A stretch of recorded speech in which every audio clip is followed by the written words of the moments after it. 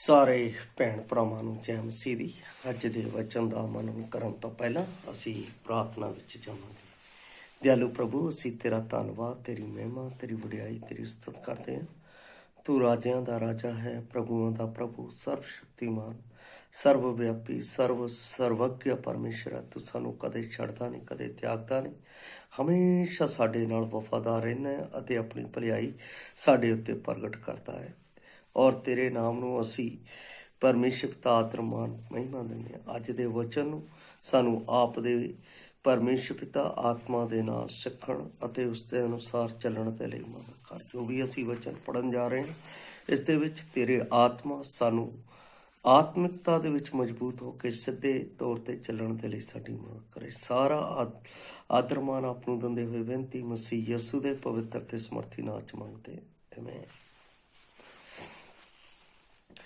ਪਿਆਰੇ ਅਜ਼ੀਜ਼, ਅੱਜ ਦਾ ਜੋ ਮੈਂ ਵਚਨ ਲਿਆ ਹੈ ਉਹ ਦੂਸਰਾ ਯਹੋਨਾ ਉਸ ਦਾ 7 ਤੋਂ ਲੈ ਕੇ 8 ਤੱਕ ਲਿਆ ਹੈ। ਇੱਥੇ ਲਿਖਿਆ ਹੈ, ਕਿਉਂ ਜੋ ਬਾਹਲੇ ਛਲੀਏ ਸੰਸਾਰ ਵਿੱਚ ਨਿਕਲ ਆਏ ਹਨ, ਜਿਹੜੇ ਯਿਸੂ ਮਸੀਹ ਦੇ ਦੇਹਧਾਰੀ ਹੋ ਕੇ ਆਉਣ ਨੂੰ ਨਹੀਂ ਮੰਨਦੇ। ਇਹੋ ਛਲੇਡਾ ਅਤੇ ਮਸੀਹੀ ਵਿਰੋਧੀ ਹੈ। ਚੌਕਸ ਰਹੋ ਭਾਈ, ਜਿਹੜੇ ਕੰਮ ਅਸਾਂ ਕੀਤੇ ਤੁਸੀਂ ਉਹਨਾਂ ਨੂੰ ਨਾ ਵਿਗਾੜੋ। ਹਰ ਕੋਈ ਜਿਹੜਾ ਆਗੂ ਬਣ ਕੇ ਮਸੀਹ ਦੀ ਸਿੱਖਿਆ ਦੇ ਉੱਤੇ ਕਾਇਮ ਨਹੀਂ ਰਹਿੰਦਾ ਹੈ, ਪਰਮੇਸ਼ਰ ਉਹਦੇ ਕੋਲ ਨਹੀਂ ਹੈ। ਜਿਹੜਾ ਉਸ ਸਿੱਖਿਆ ਦੇ ਉੱਤੇ ਕਾਇਮ ਰਹਿੰਦਾ ਹੈ, ਉਹਦੇ ਕੋਲ ਪਿਤਾ ਅਤੇ ਪੁੱਤਰ ਵੀ ਹਨ। ਮੇਰਾ ਅੱਜ ਦਾ ਜੋ ਵਿਸ਼ਾ ਹੈ ਇਸ ਖੰਡ ਦੇ ਨਾਲ, ਉਹ ਹੈ ਮਸੀਹ ਵਿੱਚ ਛਲ ਕਪਟ ਅਤੇ ਧੋਖਾ ਦੇਣ ਵਾਲੇ ਭਾਈ ਭੈਣਾਂ ਤੋਂ ਸੁਚੇਤ ਰਹਿਣਾ। ਮਸੀਹ ਵਿੱਚ ਛਲ ਕਪਟ ਅਤੇ ਧੋਖਾ ਦੇਣ ਵਾਲੇ ਭਾਈ ਭੈਣਾਂ ਤੋਂ ਸੁਚੇਤ ਰਹਿਣਾ।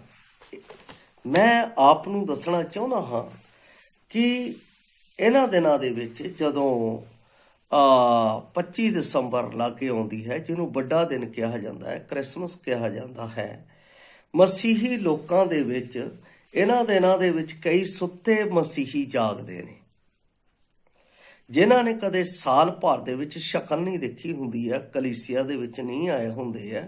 ਉਹ ਇਹਨਾਂ ਦਿਨਾਂ ਦੇ ਵਿੱਚ ਜਾਗ ਕੇ ਲੋਕਾਂ ਨੂੰ ਆਪਣੀਆਂ ਰੀਤੀਆਂ ਅਤੇ ਵਿਧੀਆਂ ਦੇ ਨਾਲ ਜੋ ਸੰਸਾਰ ਦੇ ਵਿੱਚ ਹੈ, ਉਹਨਾਂ ਦੇ ਮਸੀਹੀ ਚਰਿੱਤਰ ਨੂੰ ਵਿਗਾੜਨ ਅਤੇ ਮਸੀਹੀ ਚਰਿੱਤਰ ਦੇ ਉੱਤੇ ਦੋਸ਼ ਲਾਉਣ ਅਤੇ ਮਸੀਹੀ ਚਰਿੱਤਰ ਦੇ ਅਲੱਗ-ਅਲੱਗ ਭੇਟਾਂ ਦੇ ਵਿੱਚ ਜਾ ਕੇ ਉਹਨਾਂ ਨੂੰ ਕਰਪਟ ਕਰਨ ਦੀ ਕੋਸ਼ਿਸ਼ ਕਰਦੇ ਹੈ। ਬਾਈਬਲ ਦੇ ਵਿੱਚ ਯਹੋਨਾ ਅਜਿਹੇ ਲੋਕਾਂ ਤੋਂ ਸੁਚੇਤ ਹੋਣ ਨੂੰ ਕਹਿੰਦਾ ਹੈ, ਔਰ ਯਹੋਨਾ ਇਹ ਦੱਸਦਾ ਹੈ ਕਿ ਤੁਹਾਡੇ ਵਿੱਚ ਬਾਲੇ ਛਲੀਏ ਨਿਕਲ ਆਏ ਹੈ, ਬਾਲੇ ਛਲੀਏ ਨਿਕਲ ਆਏ। ਇੱਕ ਵਚਨ ਮੈਂ ਹੋਰ ਪੜ੍ਹਨਾ ਚਾਹੁੰਦਾ ਹਾਂ ਜੋ ਯਹੋਨਾ ਨੇ ਆਪਣੀ ਪੱਤਰੀ ਦੇ ਵਿੱਚ ਕਿਹਾ ਸੀ, ਔਰ ਉਸ ਦੇ ਵਿੱਚ ਉਸ ਦਾ ਕਹਿਣਾ ਕੀ ਸੀ, ਮੈਂ ਆਪ ਨੂੰ ਦੱਸਣਾ ਚਾਹੁੰਦਾ ਹਾਂ। 4 ਅਧਿਆਏ ਉਸ ਦੀ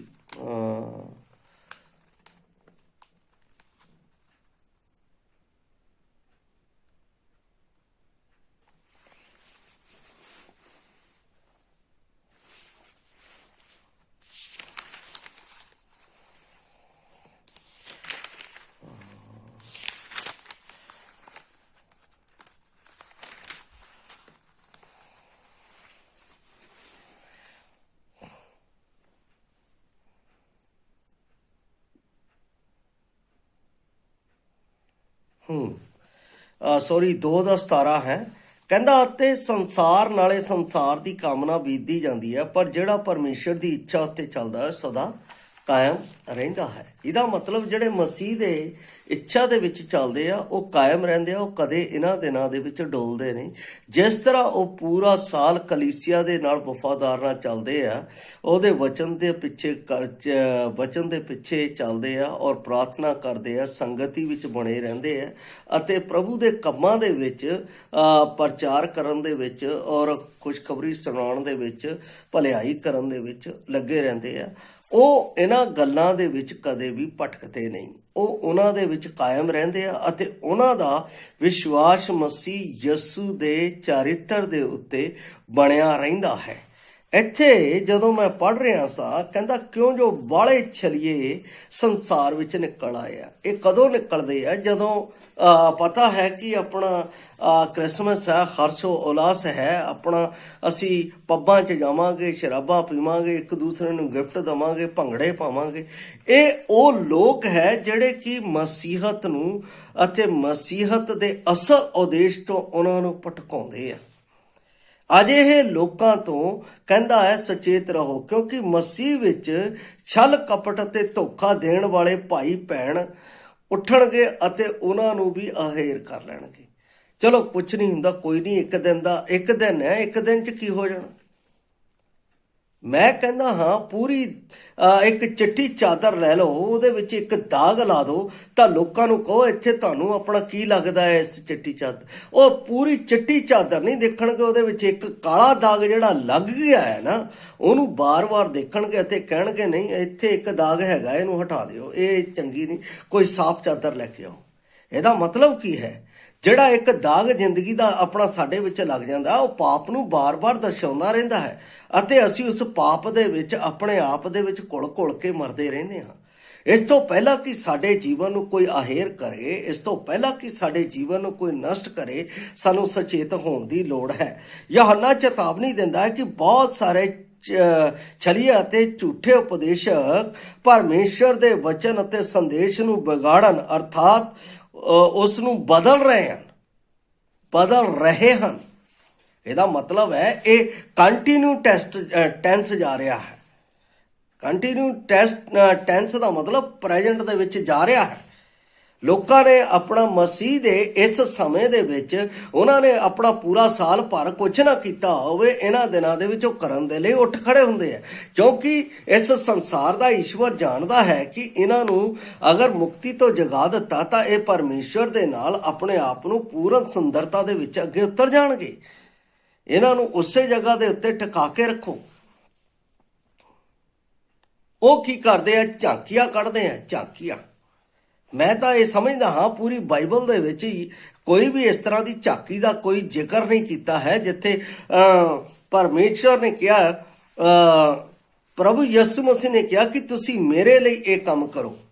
ਪ੍ਰਭੂ ਯਿਸੂ ਮਸੀਹ ਨੇ ਕਿਹਾ ਮੇਰੇ ਲਈ ਜਾਓ, ਖੁਸ਼ਖਬਰੀ ਦਾ ਪ੍ਰਚਾਰ ਕਰੋ। ਮੈਂ ਉਹਨਾਂ ਨੂੰ ਬਿਹਤਰ ਸਮਝਦਾ ਹਾਂ ਜਿਹੜੇ ਇਸ ਤਰ੍ਹਾਂ ਦੇ ਖਰਚੋ ਉਲਾਸ ਕਰਦੇ ਆ, ਇਹੋ ਜਿਹੇ ਇਜਲਾਸਾਂ ਦੇ ਵਿੱਚ ਆਪਣੇ ਆਪ ਨੂੰ ਸ਼ਾਮਲ ਕਰਨ ਦੀ ਕੋਸ਼ਿਸ਼ ਕਰਦੇ ਆ। ਮੈਂ ਉਹਨਾਂ ਨੂੰ ਚੰਗੇ ਸਮਝਦਾ ਹਾਂ ਜਿਹੜੇ ਘਰ ਘਰ ਦੇ ਵਿੱਚ ਜਾ ਕੇ ਪਰਮੇਸ਼ਰ ਦੀ ਖੁਸ਼ਖਬਰੀ ਵੰਡਦੇ ਆ ਤੇ ਕਹਿੰਦੇ ਆ ਕਿ ਪਰਮੇਸ਼ਰ ਪ੍ਰਭੂ ਯਿਸੂ ਮਸੀਹ ਜੀ ਉੱਠਿਆ ਹੈ। ਕੀ ਤੁਸੀਂ ਆਪਣੇ ਪਾਪਾਂ ਤੋਂ ਮੁਰਦੇ ਕੰਮਾਂ ਤੋਂ ਜੀ ਉੱਠਣਾ ਚਾਹੁੰਦੇ ਹੋ? ਜੇ ਜੀ ਉੱਠਣਾ ਚਾਹੁੰਦੇ ਹੋ ਤਾਂ ਯਿਸੂ ਮਸੀਹ ਜਿਹੜਾ ਸਰਬ ਮਨੁੱਖ ਜਾਤੀ ਦੇ ਲਈ ਆਪਣੇ ਆਪ ਨੂੰ ਜਾਨ ਦੇ ਕੇ ਕਲਵਰੀ ਕਰੂਸ ਦੇ ਉੱਤੇ ਚੜ ਗਿਆ ਅਤੇ ਮੈਨੂੰ ਮੁਰਦਿਆਂ ਕੰਮਾਂ ਤੋਂ ਜ਼ਿੰਦਾ ਕਰਨ ਦੇ ਲਈ ਕਬਰ ਦੇ ਵਿੱਚੋਂ ਜੀ ਉੱਠਿਆ, ਕਿ ਮੈਂ ਉਸ ਉੱਤੇ ਵਿਸ਼ਵਾਸ ਕਰਾਂ ਕਿ ਪ੍ਰਭੂ ਯਿਸੂ ਮਸੀਹ ਨੇ ਮੇਰੇ ਪਾਪਾਂ ਦਾ ਨਿਸਤਾਰਾ ਕਰ ਦਿੱਤਾ ਹੈ ਅਤੇ ਉਹ ਮੇਰਾ ਮੁਕਤੀਦਾਤਾ ਹੈ ਅਤੇ ਮੈਂ ਹੁਣ ਜੋ ਵੀ ਜੀਵਨ ਭੋਗਣਾ ਹੈ ਉਹ ਉਸ ਦੇ ਵਿੱਚ ਭੋਗਣਾ ਹੈ। ਤਾਂ ਪਰਮੇਸ਼ਵਰ ਪੁੱਤਰ ਉਸ ਨੂੰ ਆਪਣਾ ਜੀਵਨ ਦੇ ਕੇ ਆਪਣੀ ਸਵਰਗੀ ਮਿਰਾਸ ਦੇ ਵਿੱਚ ਲੈ ਕੇ ਜਾਵੇਗਾ, ਮਤਲਬ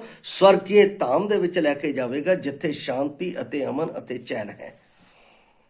ਅਸੀਂ ਇਹਨਾਂ ਗੱਲਾਂ ਦੇ ਵਿੱਚ ਜਾ ਕੇ, ਇਹਨਾਂ ਝੂਠੇ ਆਪਣਾ ਲੋਕਾਂ ਦੇ ਵਿੱਚ ਜਾ ਕੇ ਜਿਹੜੇ ਆਪਣਾ ਕਹਿੰਦੇ ਹੈ ਕਿ ਅਸੀਂ ਆਪਣਾ ਜਲੂਸ ਕੱਢਣਾ ਹੈ, ਅਸੀਂ ਘਰ ਘਰ ਜਾ ਕੇ ਆਪਣਾ ਇਹ ਕੰਮ ਕਰਨੇ ਹੈ, ਲੋਕਾਂ ਦੇ ਵਿੱਚ ਜਾ ਕੇ ਗੀਤ ਗਾਉਣੇ ਹੈ। ਬਾਕੀ ਦਿਨ ਗੀਤ ਨਹੀਂ ਗਾ ਸਕਦੇ, ਬਾਕੀ ਦਿਨ ਕਲੀਸਿਆ ਦੇ ਵਿੱਚ ਗੀਤ ਗਾਉਂਦੇ ਆ। ਚੇਲੇ ਕੀ ਕਰਦੇ ਹੁੰਦੇ ਸੀ?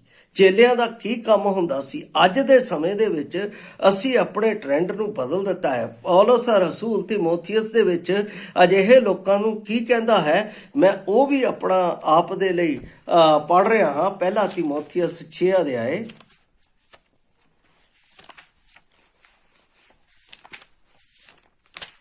ਪਹਿਲਾ ਤਿਮੋਥੀਅਸ 6 ਅਧਿਆਏ ਇਸ ਦੇ ਵਿੱਚ ਕੀ ਲਿਖਦਾ ਹੈ? ਕਹਿੰਦਾ ਹੈ ਪਹਿਲਾ 3 ਤੋਂ ਸ਼ੁਰੂ ਕਰਦਾ ਹਾਂ 6 ਅਧਿਆਏ ਦੇ। ਜੋ ਕੋਈ ਹੋਰ ਤਰ੍ਹਾਂ ਦੀ ਸਿੱਖਿਆ ਦਿੰਦਾ ਅਤੇ ਖਰੀਆਂ ਗੱਲਾਂ ਨੂੰ ਅਰਥਾਤ ਸਾਡੇ ਪ੍ਰਭੂ ਯਿਸੂ ਮਸੀਹ ਦੀ ਅਤੇ ਉਸ ਦੀ ਸਿੱਖਿਆ ਨੂੰ ਅਤੇ ਭਗਤੀ ਦੇ ਅਨੁਸਾਰ ਨਹੀਂ ਮੰਨਦਾ, ਉਹ ਹੰਕਾਰਿਆ ਹੋਇਆ ਅਤੇ ਕੁਝ ਨਹੀਂ ਜਾਣਦਾ, ਸਗੋਂ ਉਸ ਨੂੰ ਵਿਵਾਦਾਂ ਅਤੇ ਸ਼ਬਦਾਂ ਦੇ ਹੇਰ-ਫੇਰ ਦੀ ਬਿਮਾਰੀ ਲੱਗੀ ਹੋਈ ਹੈ, ਜਿਸ ਕਰਕੇ ਖਾਰ ਅਤੇ ਝਗੜੇ ਅਤੇ ਕੁਫਰ ਅਤੇ ਬਦਗੁਮਾਨੀਆਂ ਉਹਨਾਂ ਟਾਂਟੇ ਉਹਨਾਂ ਮਨੁੱਖਾਂ ਵਿੱਚੋਂ ਹੁੰਦੇ ਹਨ ਜਿਨ੍ਹਾਂ ਦੀ ਬੁੱਧ ਵਿਗੜੀ ਹੋਈ ਆ ਅਤੇ ਉਹਨਾਂ ਕੋਲ ਸੱਚਾਈ ਜਾਂਦੀ ਰਹੀ ਆ। ਉਹ ਭਗਤੀ ਨੂੰ ਖੱਟੀ ਦਾ ਵਸੀਲਾ ਸਮਝਦੇ ਹਨ। ਕਿਹਨੂੰ? ਭਗਤੀ ਨੂੰ ਖੱਟੀ ਦਾ ਵਸੀਲਾ ਸਮਝਦੇ ਹਨ। ਖੱਟੀ ਦਾ ਵਸੀਲਾ। ਮੈਂ ਕਈ ਆਪਣਾ ਪ੍ਰਚਾਰਕਾਂ ਦੇ ਕੋਲ ਗਿਆ, ਕਈ ਪ੍ਰਚਾਰਕਾਂ ਦੇ ਨਾਲ ਮੈਂ ਬੈਠ ਕੇ ਗੱਲ ਕੀਤੀ ਹੈ। ਮੈਂ ਉਹਨਾਂ ਨੂੰ ਕਿਹਾ, ਭਾਈ ਤੁਸੀਂ ਮੁਕਤੀ ਦੇ ਬਾਰੇ ਜਾਣਦੇ ਆ? ਕਹਿੰਦੇ ਹਾਂਜੀ ਜਾਣਦੇ ਆ ਮੁਕਤੀ ਦੇ ਬਾਰੇ। ਕੀ ਜਾਣਦੇ ਹੋ ਮੁਕਤੀ ਦੇ ਬਾਰੇ? ਮੁਕਤੀ ਦੇ ਬਾਰੇ ਅਸੀਂ ਇਹ ਜਾਣਦੇ ਹਾਂ ਕਿ ਯਿਸੂ ਮਸੀਹ ਇਸ ਦੁਨੀਆ ਦੇ ਵਿੱਚ ਆਇਆ ਹੈ ਅਤੇ ਮੈਂ ਬਪਤਿਸਮਾ ਲੈ ਕੇ ਆਪਣੇ ਜੀਵਨ ਨੂੰ ਸੇਵ ਕੀਤਾ, ਬਸ ਇੰਨਾ ਹੀ ਕਾਫੀ ਹੈ। ਉਸ ਤੋਂ ਬਾਅਦ ਮੈਂ ਉਹਨਾਂ ਨੂੰ ਕਹਿਣਾ ਹੁੰਦਾ ਹੈ ਕਿ ਤੁਸੀਂ ਪ੍ਰਾਰਥਨਾ ਕਰੋ। ਪ੍ਰਾਰਥਨਾ ਕਰਦੇ ਆ, ਕਿਸ ਤਰ੍ਹਾਂ ਪ੍ਰਾਰਥਨਾ ਕਰਦੇ? ਹਾਲੇਲੂਇਆ ਹਾਲੇਲੂਇਆ ਹਾਲੇਲੂਇਆ, ਧੰਨਵਾਦ ਧੰਨਵਾਦ ਧੰਨਵਾਦ ਧੰਨਵਾਦ ਧੰਨਵਾਦ, ਪ੍ਰਭੂ ਤੇਰਾ ਧੰਨਵਾਦ ਹੋਵੇ, ਤੇਰੀ ਮਹਿਮਾ ਹੋਵੇ, ਤੇਰੀ ਮਹਿਮਾ ਹੋਵੇ, ਤੇਰੀ। ਉਹਨਾਂ ਦੀ ਪ੍ਰਾਰਥਨਾ ਦਾ ਸਾਰੇ ਨਹੀਂ ਨਜ਼ਰ ਆਉਂਦਾ ਹੈ। ਔਰ ਪ੍ਰਾਰਥਨਾ ਕਰਦੇ ਕਰਦੇ ਕੀ ਕਰਦੇ ਆ, ਇਸ ਤਰ੍ਹਾਂ ਆਪਣੇ ਮਤਲਬ ਕਿ ਸਰੀਰ ਦਾ ਐਕਟੀਵੇਸ਼ਨ ਇਸ ਤਰ੍ਹਾਂ ਦਾ ਹੋ ਜਾਂਦਾ ਹੈ ਕਿ ਉਹਨਾਂ ਦੇ ਵਿੱਚ ਮਤਲਬ ਕਿ ਭਗਤੀ ਦਾ ਜਲਾਸ ਆ ਗਿਆ। ਸ਼ਰ ਲੱਖ ਲੱਖ ਬੱਖ ਬੱਖ ਬੱਖ ਬੱਖ ਬੱਖ ਬੱਖ ਬੱਖ ਪੂਰੀ ਤਰ੍ਹਾਂ ਨਾਲ ਇਸ ਤਰ੍ਹਾਂ ਦੀ ਗੱਲ ਕਰਨੀ ਸ਼ੁਰੂ ਕਰਦੇ ਆ, ਜਿਹਦੇ ਨਾਲ ਕਿ ਪਰਮੇਸ਼ਰ ਦੇ ਵਚਨ ਦੇ ਵਿੱਚ ਇਸ ਤਰ੍ਹਾਂ ਦੀ ਕੋਈ ਗੱਲ ਲਿਖੀ ਨਹੀਂ ਹੈ। ਪਰਮੇਸ਼ਰ ਦੇ ਵਚਨ ਜੇ ਇਸ ਤਰ੍ਹਾਂ ਦਾ ਹਿਸਾਬ ਹੁੰਦਾ ਤਾਂ ਪ੍ਰਗਟ ਕੀਤਾ ਜਾਂਦਾ। ਬਾਈਬਲ ਸੰਪੂਰਨ ਹੈ ਔਰ ਬਾਈਬਲ ਦੇ ਵਿੱਚ ਪਰਮੇਸ਼ਰ ਪੁੱਤਰ ਨੇ ਕਿਹਾ ਹੈ ਕਿ ਮੈਂ ਤੁਹਾਨੂੰ ਸਵਰਗ ਦਾ ਸਾਰਾ ਭੇਤ ਇੱਕ ਮਿੱਤਰ ਬਣ ਕੇ ਦੇ ਦਿੱਤਾ ਹੈ। ਫਿਰ ਇਹ ਗੱਲਾਂ ਕਿੱਥੋਂ ਆ ਗਈਆਂ? ਇਹ ਗੱਲਾਂ ਕਿੱਥੋਂ ਸਾਡੇ ਵਿੱਚ ਐਂਟਰ ਕਰ ਗਈਆਂ? ਉਹਨਾਂ ਲੋਕਾਂ ਦੇ ਲਈ ਜਿਨ੍ਹਾਂ ਦੇ ਕੋਲ ਕੋਈ ਕੰਮ ਧੰਦਾ ਨਹੀਂ, ਉਹਨਾਂ ਨੇ ਕਿਹਾ ਕਿ ਇਹ ਅਸੀਂ ਆਪਣਾ ਕੰਮ ਕਰਕੇ ਲੋਕਾਂ ਨੂੰ ਆਪਣੇ ਪਿੱਛੇ ਲਾ ਕੇ ਮਸੀਹ ਦੇ ਵਿਸ਼ਵਾਸ ਤੋਂ, ਅਸੀਂ ਉਸ ਵਿਸ਼ਵਾਸ ਤੋਂ ਜਿਹੜਾ ਅਸਲ ਵਿਸ਼ਵਾਸ ਹੈ ਉਸ ਤੋਂ ਦੂਰ ਕਰ ਦੇਵਾਂਗੇ। ਲੋਕਡਾਊਨ ਆਪਣਾ ਪਿੱਛੇ ਹੋਇਆ ਸੀ ਤਾਂ ਇਹਦੇ ਵਿੱਚ ਬਹੁਤ ਸਾਰੇ ਆਨਲਾਈਨ ਆਪਣਾ ਮੇਰੇ ਕਈ ਭਰਾਵਾਂ ਨੇ, ਪ੍ਰਚਾਰਕਾਂ ਨੇ ਕਿਹਾ ਭਾਜੀ ਅਸੀਂ ਬਾਈਬਲ ਸਿੱਖਣਾ ਚਾਹੁੰਦੇ ਹਾਂ। ਮੈਂ ਕਿਹਾ ਬਹੁਤ ਅੱਛੀ ਗੱਲ ਹੈ, ਮੈਂ ਸਿਖਾਵਾਂਗਾ, ਸਿੱਖੋ। ਔਰ ਬਹੁਤ ਸਾਰੇ ਆਪਣਾ ਭਾਈਆਂ ਨੇ ਆਨਲਾਈਨ ਦੇ ਵਿੱਚ ਪਰਮੇਸ਼ਰ ਦੇ ਵਚਨ ਨੂੰ ਸਿੱਖਿਆ ਅਤੇ ਉਹਨਾਂ ਨੇ ਅਸਲ ਦੇ ਵਿੱਚ ਨਵਾਂ ਜਨਮ ਪਾਇਆ। ਜਿਹੜੇ ਕਿ ਮਤਲਬ 10-10 15-15 ਸਾਲ ਤੋਂ ਆਪਣਾ ਸੇਵਾ ਕਰ ਰਹੇ, ਉਹਨਾਂ ਨੂੰ ਨਵੇਂ ਜਨਮ ਦਾ ਹੀ ਨਹੀਂ ਪਤਾ ਹੈ ਨਵਾਂ ਜਨਮ ਹੈ ਕੀ ਹੈ। ਇਵਨ ਦੈਨ ਜਿਹੜੇ ਮੇਰੇ ਕਈ ਵਚਨ ਭਾਈ ਭੈਣ ਸੁਣ ਵੀ ਰਹੇ ਹੋਣਗੇ, ਉਹਨਾਂ ਨੂੰ ਵੀ ਨਵੇਂ ਜਨਮ ਦਾ ਨਹੀਂ ਪਤਾ ਹੋਵੇਗਾ ਕੀ ਹੈ। ਨਵਾਂ ਜਨਮ ਇਹ ਹੈ ਮੇਰੇ ਭਾਈ, ਜਦੋਂ ਅਸੀਂ ਮਸੀਹ ਯਸੂ ਦੇ ਕੋਲ ਆਉਣਾ ਹੈ। ਅਗਰ ਮਸੀਹ ਯਸੂ ਮੇਰੇ ਵਿੱਚ ਜ਼ਿੰਦਾ ਹੋਣਾ ਹੈ, ਮਸੀਹ ਯਸੂ ਦਾ ਕਾਰਜ ਮੇਰੇ ਵਿੱਚ ਹੋਣਾ ਹੈ, ਪਰਮੇਸ਼ਰ ਦਾ ਆਤਮਾ ਮੇਰੇ ਵਿੱਚ ਅਗਵਾਈ ਦੇ ਲਈ ਕਿਰਿਆਸ਼ੀਲ ਹੋਣਾ ਹੈ, ਤਾਂ ਮੈਨੂੰ ਪ੍ਰਭੂ ਯਸੂ ਮਸੀਹ ਨੂੰ ਆਪਣਾ ਮੁਕਤੀ ਦਾਤਾ ਮੰਨਣਾ ਪਏਗਾ। ਕਿੱਦਾਂ? ਮੂੰਹ ਦੇ ਨਾਲ ਮੈਨੂੰ ਉਹਦਾ ਇਕਰਾਰ ਕਰਨਾ ਪਏਗਾ। ਕੀ ਇਕਰਾਰ ਕਰਨਾ ਪਏਗਾ? ਕਿ ਪ੍ਰਭੂ ਯਸੂ ਮਸੀਹ ਮੇਰੇ ਪਾਪਾਂ ਦੇ ਲਈ ਮਾਰਿਆ ਗਿਆ, ਗੱਡਿਆ ਗਿਆ, ਤੀਸਰੇ ਦਿਨ ਜੀ ਉੱਠਿਆ, ਹੁਣ ਉਹ ਮੇਰਾ ਪ੍ਰਭੂ ਹੈ। ਇਸ ਗੱਲ ਦੇ ਉੱਤੇ ਮੈਂ ਵਿਸ਼ਵਾਸ ਕਰਦਾ ਕਿ ਉਸ ਦੇ ਲਹੂ ਦੇ ਰਾਹੀਂ ਮੇਰੇ ਪਾਪ ਧੋਤੇ ਗਏ ਅਤੇ ਉਸ ਦੇ ਜੀ ਉੱਠਣ ਦੇ ਰਾਹੀਂ ਮੇਰੀ ਸੰਗਤ ਉਹਦੇ ਨਾਲ ਸਦਾ ਨਾਲ ਬਣ ਗਈ। ਹੁਣ ਮੈਂ ਉਹਦਾ ਇੱਕ ਸੰਤਾਨ ਬਣ ਗਿਆ। ਕਿਹਦਾ ਸੰਤਾਨ? ਪ੍ਰਭੂ ਯਿਸੂ ਮਸੀਹ ਦੇ ਵਿੱਚ ਪਰਮੇਸ਼ਰ ਦਾ ਸੰਤਾਨ ਬਣ ਗਿਆ। ਮੈਂ ਇਹ ਵਿਸ਼ਵਾਸ ਕਰਦਾ, ਇਹ ਵਿਸ਼ਵਾਸ ਦੀ ਪ੍ਰਾਰਥਨਾ ਪ੍ਰਭੂ ਯਿਸੂ ਮਸੀਹ ਦੇ ਨਾਂ 'ਤੇ ਮੰਗਦਾ। ਉਸ ਵੇਲੇ ਪਰਮੇਸ਼ਰ ਦਾ ਆਤਮਾ ਮੇਰੇ ਵਿੱਚ ਆਏਗਾ, ਉਹ ਮੇਰੀ ਅਗਵਾਈ ਕਰੇਗਾ। ਕਿਉਂਕਿ ਜਦੋਂ ਯਹੋਨਾ ਦੀ ਅੰਜੀਲ ਅਸੀਂ 16:7 ਵੀ ਪੜ੍ਹਦੇ ਹਾਂ ਤਾਂ ਕਹਿੰਦਾ ਜਦ ਸੱਤ ਦਾ ਆਤਮਾ ਆਏਗਾ ਤੁਹਾਨੂੰ ਪਾਪ, ਧਰਮ ਅਤੇ ਨਿਆਂ ਦੇ ਵਿਖੇ ਕਾਇਲ ਕਰੇਗਾ। ਸਭ ਤੋਂ ਪਹਿਲਾਂ ਮੈਨੂੰ ਇਹ ਬੋਧ ਕਰਾਏਗਾ ਯੂ ਆਰ ਦਾ ਸਿਨਰ। ਔਰ ਜਦੋਂ ਮੈਨੂੰ ਬੋਧ ਹੁੰਦਾ ਹੈ ਸਿਨਰ ਹੈ ਤਾਂ ਮੈਂ ਪਾਪ ਦੇ ਲਈ ਮਾਫੀ ਮੰਗਦਾ, ਔਰ ਜਦੋਂ ਮੈਂ ਉਹਦੇ ਕੋਲੋਂ ਮਾਫੀ ਮੰਗਦਾ ਹਾਂ ਤਾਂ ਮੇਰਾ ਨਵਾਂ ਜਨਮ ਹੁੰਦਾ ਹੈ। ਕਿੱਦਾਂ? ਮੈਂ ਪਾਪ ਦੇ ਲਈ ਮਰ ਗਿਆ ਅਤੇ ਮਸੀਹ ਦੇ ਵਿੱਚ ਆਤਮਿਕਤਾ ਦੇ ਲਈ ਜੀ ਉੱਠਿਆ, ਧਾਰਮਿਕਤਾ ਦੇ ਲਈ ਜੀ ਉੱਠਿਆ। ਔਰ ਇਹ ਹੈ ਅਸਲ ਸਿੱਖ। ਔਰ ਪੌਲਸ ਵੀ ਤਾਂ ਇਹੀ ਕਹਿੰਦਾ ਗਲਾਤੀਆਂ, ਕਹਿੰਦਾ ਜੇ ਇਸ ਖੁਸ਼ਖਬਰੀ ਤੋਂ ਛੁੱਟ ਤੁਹਾਨੂੰ ਕੋਈ ਹੋਰ ਖੁਸ਼ਖਬਰੀ ਸੁਣਾਈ ਜਾਵੇ ਤਾਂ ਉਹ ਸ਼ਰਾਪਿਤ ਹੈ। ਇਸ ਲਈ ਇੱਥੇ ਬਾਲੇ ਛਲੀਏ ਨਿਕਲ ਆਏ ਹੈ, ਉਹ ਸੰਦੇਸ਼ ਨੂੰ ਬਦਲ ਰਹੇ ਹੈ ਅਤੇ ਮਸੀਹਾਂ ਨੂੰ ਆਪਣੇ ਵਿਚਾਰ ਸਵੀਕਾਰ ਕਰਨ ਦੇ ਲਈ ਕਾਇਲ ਕਰਨ ਦੀ ਕੋਸ਼ਿਸ਼ ਕਰਾ ਰਹੇ ਹੈ ਕਿ ਉਹ ਸਿੱਖਿਆ ਗਲਤ ਹੈ, ਉੱਥੇ ਨਹੀਂ ਜਾਣਾ ਹੈ। ਮੈਂ ਕਹਿੰਦਾ ਹਾਂ ਕੋਈ ਵੀ ਅਗਰ ਇਸ ਤਰ੍ਹਾਂ ਦੀ ਗੱਲ ਹੈ, ਉਹ ਬੈਠ ਕੇ ਵਚਨ ਦੇ ਨਾਲ ਗੱਲ ਕਰਨ ਤਾਂ ਕਲੀਅਰੈਂਸ ਹੋ ਜਾਂਦੀ ਹੈ। ਪਰ ਅਸੀਂ ਇੱਕ ਜਲੂਸ ਦੇ ਵਿੱਚ ਜਾਣਾ ਚਾਹੁੰਦੇ ਹਾਂ, ਭੰਗੜਾ ਪਾਉਣਾ ਚਾਹੁੰਦੇ ਹਾਂ। ਅੱਜ ਕੱਲ੍ਹ ਤਾਂ ਚਰਚਸ ਦੇ ਵਿੱਚ ਇਸ ਤਰ੍ਹਾਂ ਦੀ ਗੱਲ ਸੁਣਨ ਨੂੰ ਆਉਂਦੀ ਹੈ ਕਿ ਪ੍ਰਚਾਰਕ ਇਹ ਕਹਿੰਦੇ ਆ, ਚਲੋ ਅਸੀਂ ਪ੍ਰਭੂ ਦੀ ਮਹਿਮਾ ਨੱਚ ਕੇ ਭੰਗੜਾ ਪਾ ਕੇ ਕਰਾਂਗੇ। ਮੈਂ ਤਾਂ ਆਪਣਾ ਬਾਈਬਲ ਦੇ ਵਿੱਚ ਇਹ ਪੜ੍ਹਿਆ ਹੈ, ਜਦੋਂ ਇਸਰਾਇਲ ਦੇ ਪਰਮੇਸ਼ਵਰ ਦੇ ਸਾਹਮਣੇ ਲੋਕ ਜਾਂਦੇ ਸੀ ਤਾਂ ਡਰਦੇ ਅਤੇ ਕੰਬਦੇ ਉਹਦੀ ਭਗਤੀ ਕਰਦੇ। ਜਦੋਂ ਸਵਰਗ ਦੇ ਨਜ਼ਾਰੇ ਨੂੰ ਅਸੀਂ ਦੇਖਦੇ ਹਾਂ ਤਾਂ ਸਵਰਗ ਦੂਤ ਵੀ ਪਰਮੇਸ਼ਵਰ ਦੇ ਸਾਹਮਣੇ ਡਰਦੇ ਅਤੇ ਕੰਬਦੇ ਉਹਦੀ ਭਗਤੀ ਕਰਦੇ ਸੀ।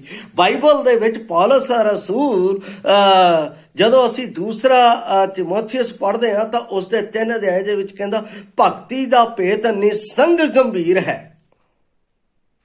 ਭਗਤੀ ਬੜੀ ਗੰਭੀਰ ਹੈ ਮੇਰੇ ਭਾਈ। ਮੇਰਾ ਪਰਮੇਸ਼ਰ ਪਵਿੱਤਰ ਹੈ, ਉਸ ਪਵਿੱਤਰ ਪਰਮੇਸ਼ਰ ਦੇ ਅੱਗੇ ਕਿੱਦਾਂ ਜਾਣਾ ਹੈ? ਜਦੋਂ ਅਸੀਂ ਇਸ ਸੰਸਾਰ ਦੇ ਕਿਸੇ ਆਫਿਸਰ ਦੇ ਮੋਹਰੇ ਜਾਂਦੇ ਹਾਂ ਤਾਂ ਕਿੱਦਾਂ ਜਾਂਦੇ ਹਾਂ, ਕਿੱਦਾਂ ਖੜੇ ਹੁੰਦੇ ਹਾਂ? ਅਸੀਂ ਆਪਣੇ ਪਰਮੇਸ਼ਵਰ ਨੂੰ ਮਜ਼ਾਕ ਅਤੇ ਠੱਠਿਆਂ ਦੇ ਵਿੱਚ ਉਹਨਾਂ ਲੋਕਾਂ ਦੇ ਨਾਲ ਰਲਾ ਲਿਆ ਜਿਹੜੇ ਉਹਨਾਂ ਨੂੰ ਆਪਣੇ ਦਿਖਾਵਟੀ ਉਹਨਾਂ ਦੀਆਂ ਰਸਨਾਂ ਨੂੰ ਖੁਸ਼ ਕਰਕੇ ਪਰਮੇਸ਼ਵਰ ਦੀ ਭਗਤੀ ਦੇ ਵਿੱਚ ਲਿਜਾਣਾ ਚਾਹੁੰਦੇ ਹਾਂ।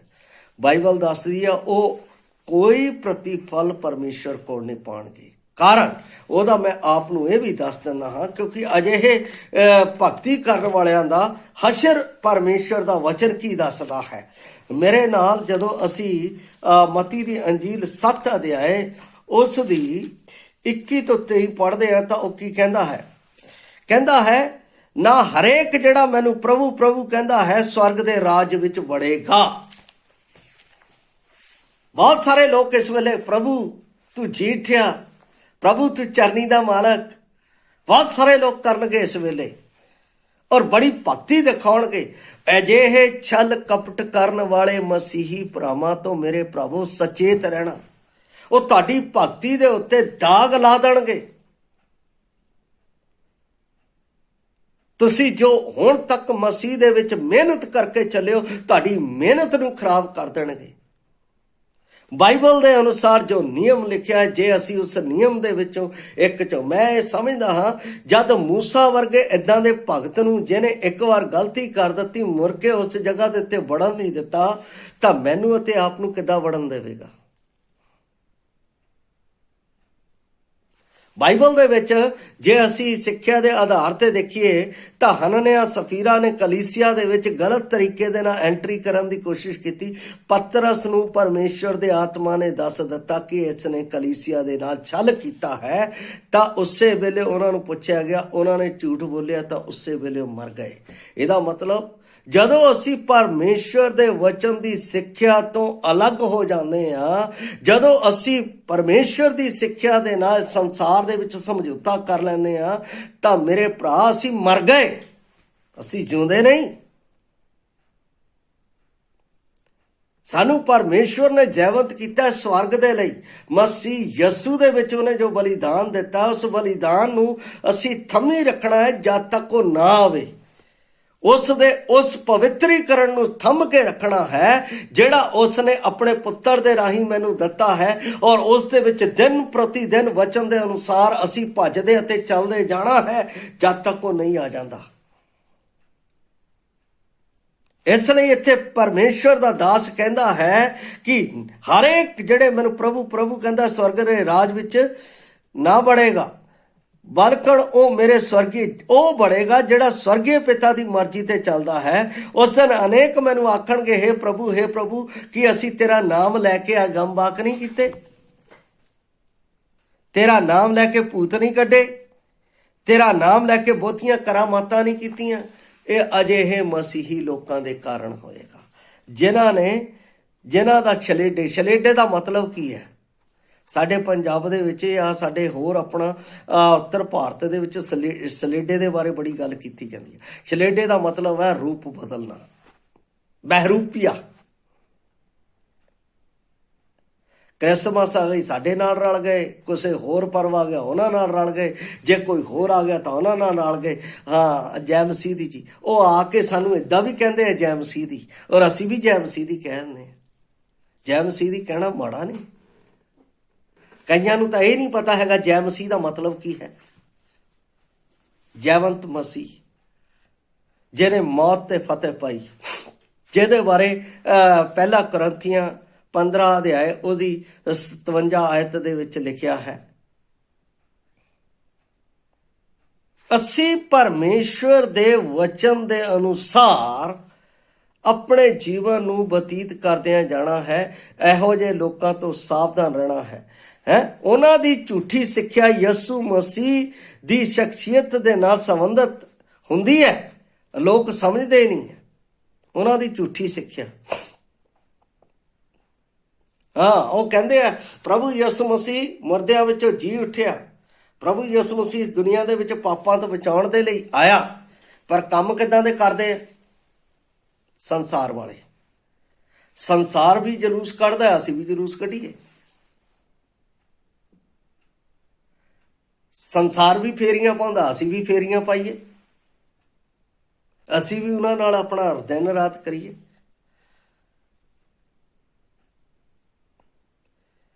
जदों प्रभु यसू मसीह का जन्म होया सी, एक खास घटना मैं आप दे नाल शेयर करूंगा, उस तो बाद मेरी समाप्ति होएगी।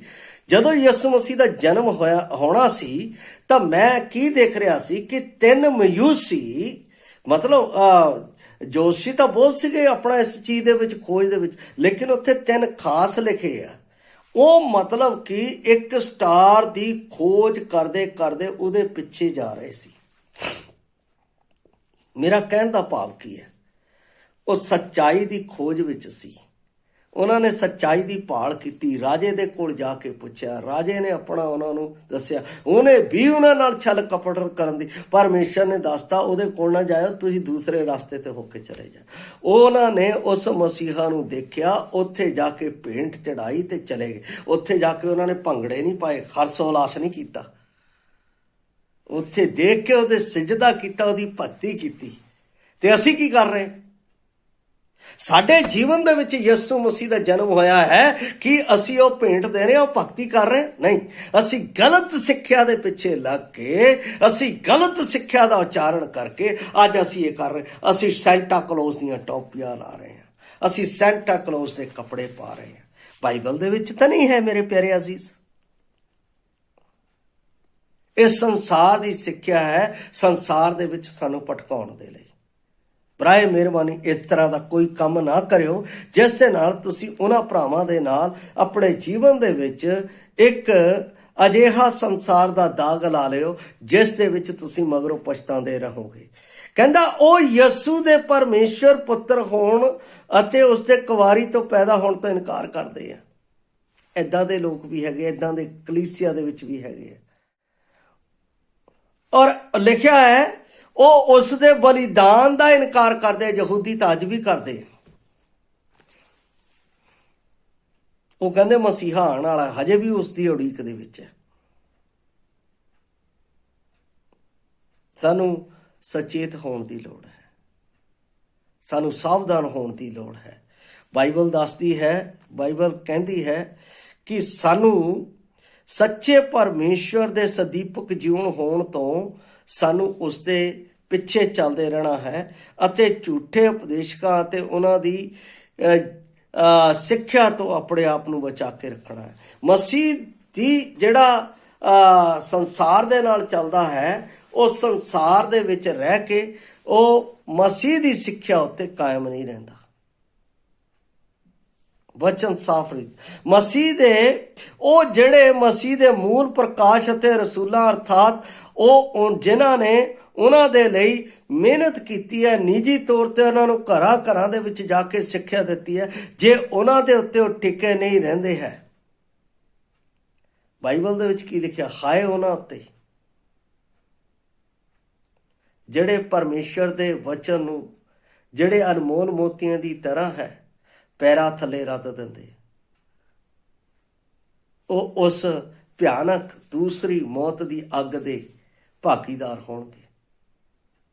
ਇਸ ਲਈ ਮੈਂ ਆਪਣੇ ਆਪ ਨੂੰ ਜਿਹੜੇ ਇਸ ਸੰਸਾਰ ਦੇ ਛਲੀਏ ਹੈ, ਛਲ ਕਪਟ ਕਰਨ ਵਾਲੇ ਹੈ, ਜਿਹੜੇ ਕਹਿੰਦੇ ਆਓ ਅਸੀਂ ਪਾਰਟੀ ਕਰੀਏ, ਮਸੀਹ ਦਾ ਜਨਮ ਆ ਗਿਆ ਹੈ। ਅਸੀਂ ਕੀ ਕਰੀਏ ਪਾਰਟੀ ਦੇ? ਅਸੀਂ ਸਜਾਵਟ ਕਰਦੇ ਹਾਂ, ਲੋਕਾਂ ਨੂੰ ਬੁਲਾਉਂਦੇ ਹਾਂ, ਚਾਹ ਪਾਣੀ ਪਿਲਾਉਂਦੇ ਹਾਂ, ਸ਼ਰਾਬਾਂ ਕਵਾਬਾਂ ਪੀਂਦੇ ਹਾਂ।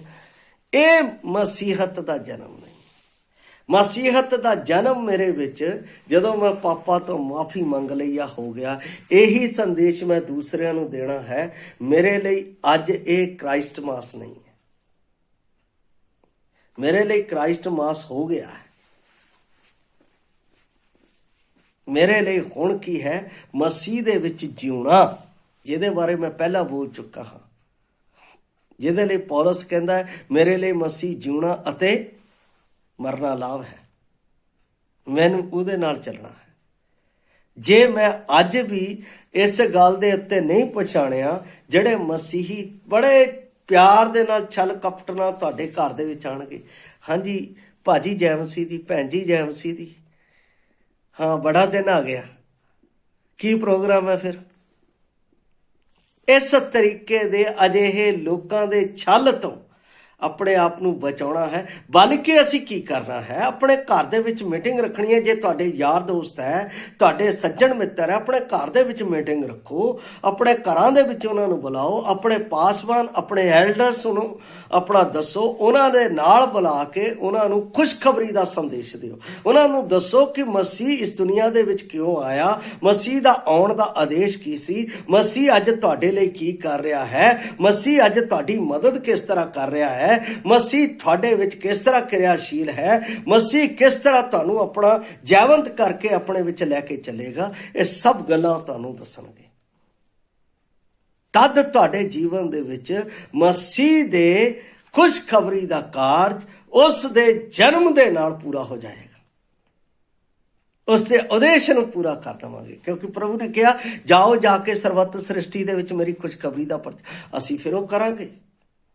ਫਿਰ ਅਸੀਂ ਛਲ ਕਪਟ ਦੇ ਭੈਣਾਂ ਤੋਂ ਬਲਕਿ ਅਸੀਂ ਉਹਨਾਂ ਨੂੰ ਇੱਕ ਜਵਾਬ ਦੇਵਾਂਗੇ। ਇਸ ਲਈ ਮੇਰੇ ਭਾਈ ਭੈਣ, ਮੇਰਾ ਆਪ ਨੂੰ ਇੱਕੋ ਹੀ ਸੰਦੇਸ਼ ਹੈ ਕਿ ਜਿਹੜੇ ਵੀ ਆਪਣਾ ਭਾਈ ਭੈਣ ਹੈ, ਜਿਨ੍ਹਾਂ ਦੇ ਯਾਰ ਦੋਸਤ ਹੈ, ਜਿਹੜੇ ਆਪਣਾ ਉਹਨਾਂ ਨਾਲ ਮਿਲਦੇ ਹੈ, ਗਿਲਦੇ ਹੈ, ਉਹਨਾਂ ਦੇ ਨਾਲ ਇੱਕ ਛੋਟਾ ਜਿਹਾ ਇੱਕ ਤੁਸੀਂ ਟੀ ਪੁਆਇੰਟ ਬਣਾਓ। ਉਸ ਟੀ ਪੁਆਇੰਟ ਦੇ ਵਿੱਚ ਉਹਨਾਂ ਨੂੰ ਬੁਲਾ ਕੇ ਪਰਮੇਸ਼ਵਰ ਦੀ ਖੁਸ਼ਖਬਰੀ ਦਿਓ, ਤਾਂ ਕਿ ਤੁਸੀਂ ਉਹਨਾਂ ਦੇ ਛਲ ਕਪਟ ਅਤੇ ਧੋਖਾ ਦੇਣ ਵਾਲੇ ਕਾਰਜਾਂ ਤੋਂ ਤੁਸੀਂ ਬਚੇ ਰਹਿ ਸਕੋ। ਕਿਉਂਕਿ ਅੱਜ ਲੋਕ ਸ਼ਰਾਬਾਂ ਪੀਣ ਦੇ ਵਿੱਚ, ਅੱਜ ਲੋਕ ਹਰਸ਼ ਉਲਾਸ ਦੇ ਵਿੱਚ, ਗੰਦੇ ਨਾਚ ਨਚਈਏ ਦੇ ਵਿੱਚ ਮਸੀਹ ਦੀ ਖੁਸ਼ਖਬਰੀ ਦਾ ਸਤਿਆਨਾਸ਼ ਕਰਨ ਦੀ ਕੋਸ਼ਿਸ਼ ਦੇ ਵਿੱਚ ਹੈ। ਲੇਕਿਨ ਮੈਨੂੰ ਪ੍ਰਭੂ ਨੇ ਇੱਕ ਜ਼ਿੰਮੇਵਾਰੀ ਦਿੱਤੀ ਹੈ ਕਿ ਉਸ ਦੀ ਖੁਸ਼ਖਬਰੀ ਨੂੰ ਮੈਂ ਗੰਭੀਰਤਾ ਦੇ ਨਾਲ ਉਹਨਾਂ ਲੋਕਾਂ ਤੱਕ ਪਹੁੰਚਾਵਾਂ ਜਿਹੜੇ ਇਸ ਤੋਂ ਦੂਰ ਹੈ ਅਤੇ ਅਣਜਾਣ ਹੈ। ਪਰਮੇਸ਼ਰ ਸਾਨੂੰ ਇਸ ਦੇ ਨਾਲ ਉਸ ਵਚਨ ਦੇ ਵਿੱਚ ਵਧਣ ਦੇ ਲਈ ਔਰ ਅਜਿਹੇ ਛਲ ਕਪਟ ਕਰਨ ਵਾਲੇ ਭੈਣ ਭਰਾਵਾਂ ਤੋਂ ਸੁਚੇਤ ਹੋਣ ਦੇ ਲਈ ਮੇਰੀ ਇਹਨਾਂ ਦਿਨਾਂ ਦੇ ਵਿੱਚ ਔਰ ਆਉਣ ਵਾਲੇ ਦਿਨਾਂ ਦੇ ਵਿੱਚ ਮਦਦ ਕਰੇ। ਸਾਰਿਆਂ ਨੂੰ ਜੈ ਮਸੀਹ ਦੀ।